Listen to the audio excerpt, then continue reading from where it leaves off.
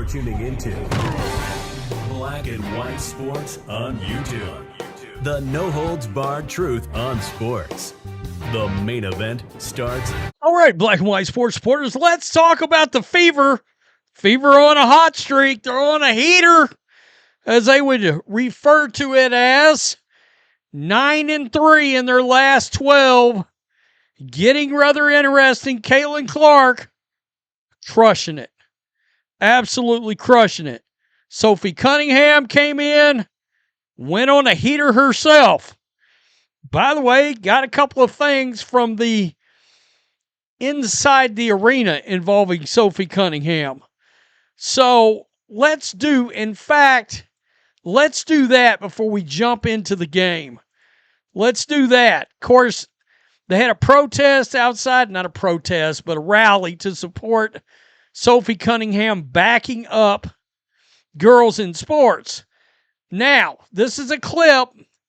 You're going to see this person right here has got a sign that says, "Thank you for speaking up for girls."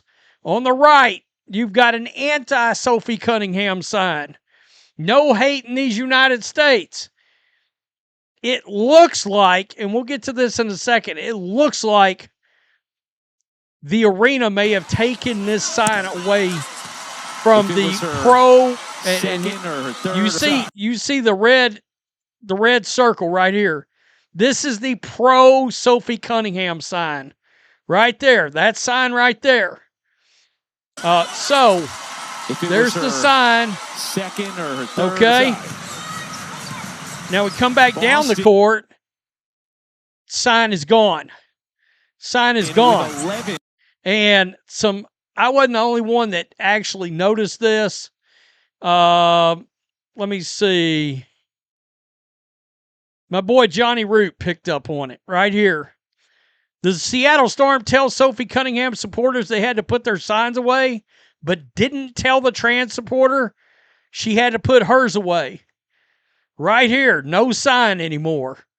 There's the Fruit Loop. That's the pro trans supporter right there.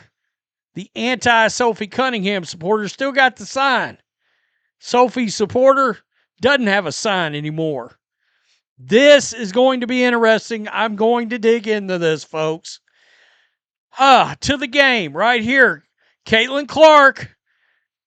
Absolutely. By the way, she scored 18 points in the damn third quarter.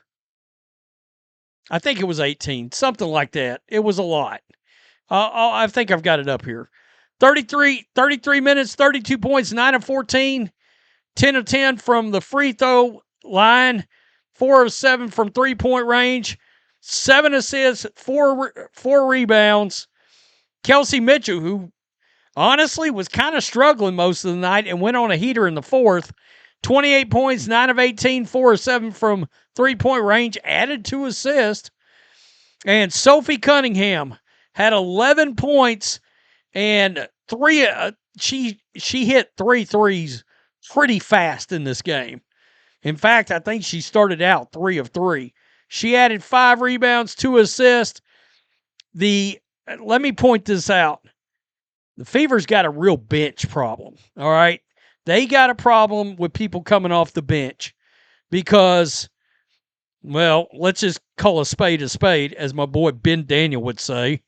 Lexi Hall, 17 minutes, no points. 3 rebounds, no assist. Yikes, folks. Yikes. Aaliyah Boston left this game with a knee injury. No word on it yet. But off the bench, Timpson, 4 points. Harris, 0 points. Mahisha Hines-Allen, 5 points. This team has got a depth problem. This team has got a length problem. So, while they've been on a heater lately, that's going to show up in the playoffs. All right? That's going to show up. Caitlin Clark is the fastest player in WNBA history to hit 500 points and 150 assists in a season. Right here, you see the heater that she's been on. And by the way, this didn't include tonight. So, yeah. Okay, she scored 16 points. There it is. I knew I had it. Caitlin Clark scored 16 of the Fever's 18 third quarter points. The third quarter, I swear to God, lasted an hour alone, it seemed like. Caitlin Clark knocking it down. Just gonna knock it down right here. Way downtown. Bam. Knocked it down. Absolutely knocked it down. Right here, Caitlin Clark. Let's do it. Times early in this game. She going to drive, pull up, hit the little floater. That's nice. Then the lay-in. That's nice. Good stuff from Caitlin Clark. And let's see. Sophie Cunningham. One of her threes right here. This is going to come from Caitlin. Sophie knocked it down. And that was early on. That was in the first quarter. Let's see. I may have another one. Yep, I've got another one from Sophie right here. And immediately making her Caitlin impact over to felt. Sophie again. Knocked it down. Nice. That's what we want to see in these games. It's looking better. It is. The offense, it can get stagnant. It can get stagnant at times. Outside of Caitlin Clark, it got stagnant in the third quarter. Nobody else could hit a shot. Nobody else could hit a shot at all. And Kelsey finally took off in the fourth quarter, and this team got a win, right? I can't say they still look great on defense. But as we were saying before the season, depth and length. And if Leah Boston's out, yikes. This team can't get any shorter, for crying out loud. We were talking in the chat tonight, losing Timmy Fobinlay and keeping Demarius Dantas, that turned out to bite the Fever in the ass. Timmy's real long arms, tall, got true length. And she's having a pretty good season with the Toronto Tempo last I checked. The trade deadline's coming. I'm just throwing it out there. Just throwing it out there. It looks like the Sparks may be busy having a fire sale out in Los Angeles.